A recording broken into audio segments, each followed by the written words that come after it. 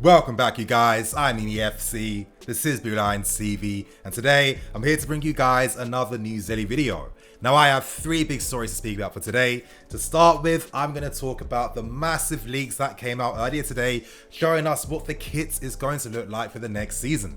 Expect to hear my thoughts and opinions, and I'm going to give you guys some exclusive information in regards to how this kit is going to launch, so stay tuned for that. And to end things, I'm going to speak about Kai Havertz by Leverkusen and what could potentially happen if Leverkusen don't secure a UCL spot. And to end things, I want to speak about Hakimi, Victor Moses, and whether the club might be fumbling things again by asking for too much money when it comes to selling players. I'm hoping you guys enjoyed today's video. If you do, show your support by interacting in the comment section, smash that like button. Today, I want to get over 2,500 likes. Make sure you guys show your support. And to kick things off, I think it's about time to start speaking about the massive leaks that came out earlier today. Now, before I kick things off and give my thoughts and opinions on the kit, I want to tell you guys about the exclusive news I'm hearing when it comes to the actual launch of the kit.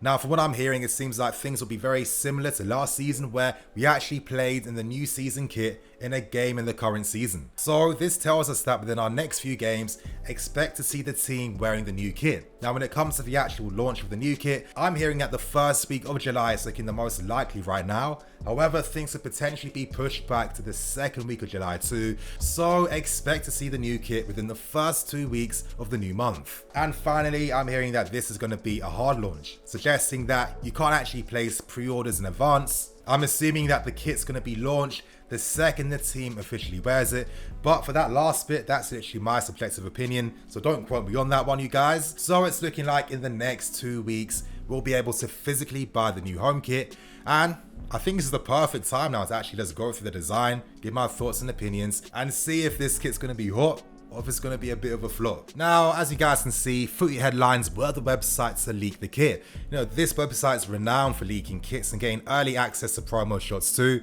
I don't know how they do it, but they're able to do it somehow. As we can see, it's looking like this kit is going to be pretty interesting. Now, I'm going to enlarge things a tiny bit so you guys can see. You know, the details, the accents, they look quite interesting. I think for me, the first thing that really stands out the most is the color of the blue. That's like the most important thing for me every single time. I need to see a royal blue that pops, that stands out, and it's like a statement by itself, and I'm happy with the tones they use. When you see it all together, I think the immediate thing that sticks out is the 3 logo. Now, could it be one of those ones where over time, as we get a bit more familiar with seeing things, it could be okay? And I mention that because when we launched our current season's kit, obviously last year, it had like a bit of like a negative backlash. However, as time went on, I think that it grew in popularity.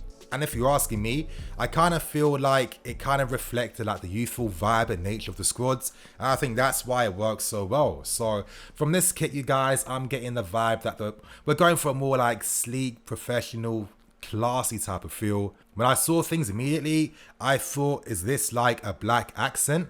But as we actually look in closer detail, it seems like we're using a very dark navy blue. So it seems like the color scheme is going to be blue, white and navy blue. I guess the navy blue softens the tones a bit more, if you're asking me. I like the little details of the lines too. I think that's not too bad. That's quite nice. I haven't like immediately fallen in love with what I'm seeing. It's not looking bad, doesn't look awful. I mean, far from that. It's just not inspiring me as much. However, you know, I think that maybe over time, things could grow on me. And depending on how it looks on the players and, you know, when I actually wear the kit too, maybe it could be quite interesting. Now, already on social media, there's been some keen editors, some great editors that's already like created mock images of how players could look like. You know, the guy who made this one on Ziyech, unreal work. It looks great. Like already to do it this quickly too, it doesn't look bad. I'm just not feeling too inspired. You know, for my personal preference, I like to see a bit more contrast in the kit. Maybe like some red, some white, maybe even some gold, just to make it like pop in that sense. I don't know about the white. I'm not too sure really. I mean, of course, you know, black, navy, blue, white, you know, that color combination does go well. That is like a general color scheme. I'm just not seeing it so far, you guys. As we can see here, maybe a bit more detail with Werner in this kit. Again, another fantastic edit. Maybe it's starting to pop a little bit more. And this is why I'm still keeping a very open mind, a very, very open mind, because over time, as I'm more familiar with it, as I get used to seeing that massive 3 logo right in the middle of things too, and as I see our new boys in Werner and Ziyech just doing absolute bits in the kit, maybe it could really grow. You know, I like the fact more that it's like a more of like a dark navy scheme.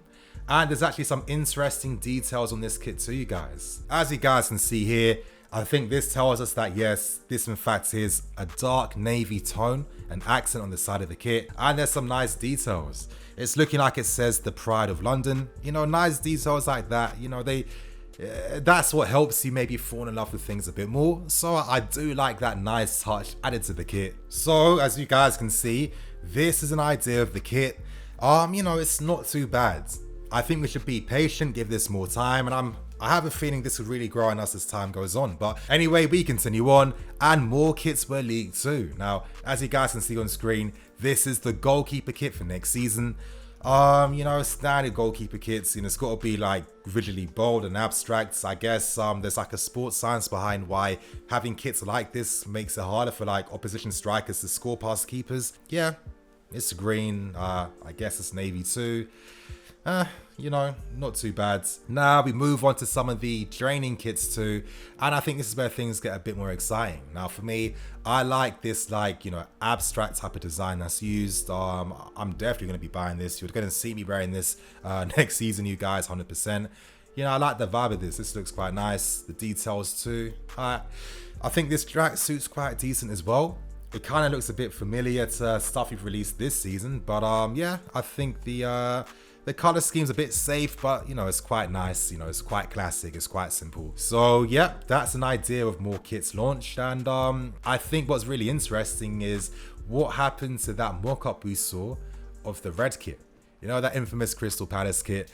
From what I'm hearing that that might not be a thing anymore. That's most likely to be like a training kit for next season.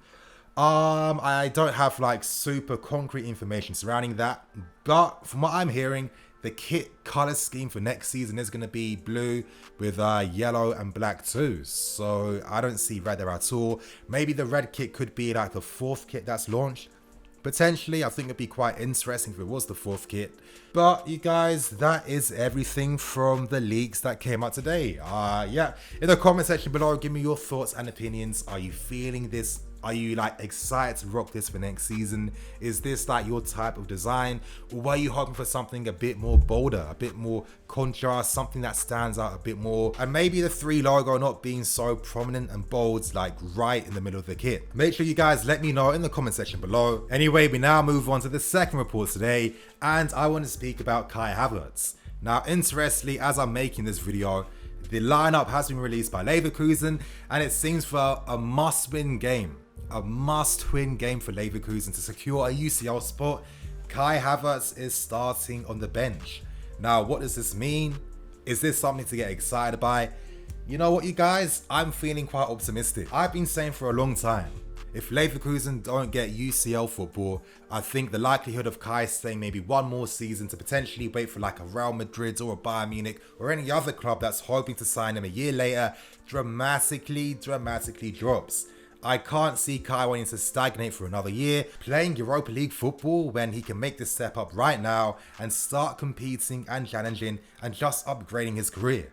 We've signed Ziyech, we've signed Werner, and there's no way that Kai can look at us make these statement signings and not feel inspired by that. Leverkusen are trying to play hardball, they're trying to keep control of this deal. I mean, naturally they are.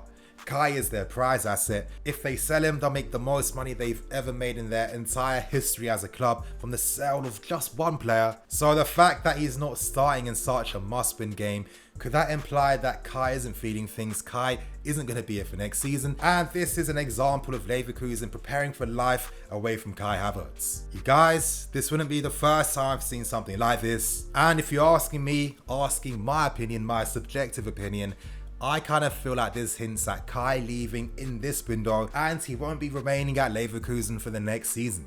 So this is an exciting development. Right now, we're making the bids, we're making the approach, we're being assertive. We are trying to lead the pack to sign Kai, and I feel optimistic, very optimistic that this approach is going to bring us to success and we could potentially bring Kai for next season. So you guys, let's not get too gassed right now, but let's start to be quietly optimistic. And to end things, I want to speak briefly about this Hakimi news and his potential move to Inter Milan.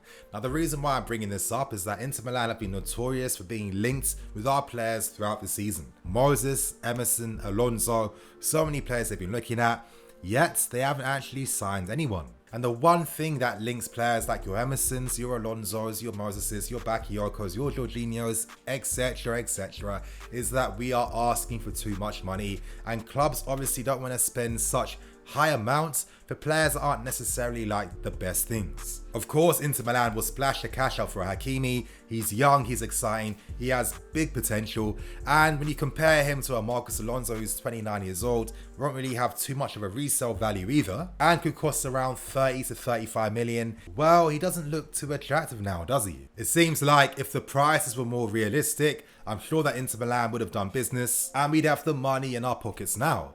And I guess my only fear is that we could be in for another season where we're just loaning out players again because we're asking for too much money, clubs don't want to buy any of the assets we have. And I'm just worrying that if that was the case, could that potentially affect any summer business we do? When you look at Juventus and Barcelona agreeing the fees between Pjanic and Arta, knowing that they were going for Jorginho for such a long time, it seemed like our asking price for the player was ridiculous. And for me, it really does puzzle me a bit because it seems like when clubs are interested in our players aren't their first choice targets. They're not their first options. They're like the backup options, the second options, the third options. And if you're pricing yourself out, how's that going to help you? We have to accept when you spend over the market odds to bring these players here in the first place, and if they don't perform, well, most likely it means that you have to sell for less. You have to take that loss, learn from that loss, and don't make that same loss again. But anyway, you guys, that is going to be me for today. There is going to be another video out later today. I haven't decided yet if it's going to be a predicted lineup 11